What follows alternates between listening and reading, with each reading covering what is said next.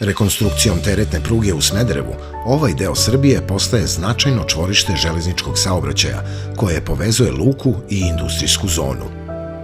Osim toga, rekonstrukcija obuhvata novu staničnu zgradu i izmeštanje pruge daleko od Smederevske tvrđave. Luka Smederevo se sastoji iz dve celine, stare i nove luke. Obe celine su potpuno opremljena postrojenja koje Železara i svi korisnici industrijskog parka koriste za istovar sirovina dopremljenih Dunavom, ali i za utovar barži za rečni prevoz proizvoda.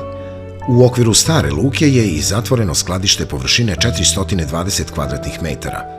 Nova luka se nalazi u industrijskoj zoni Smedereva, pored autoputa Beograd-Niš. U planu je proširenje kapaciteta nove luke zbog sve većih potreba proizvodnje, a radovi bi trebalo da obuhvate pristupni put, lučku infrastrukturu i komunalno opremanje.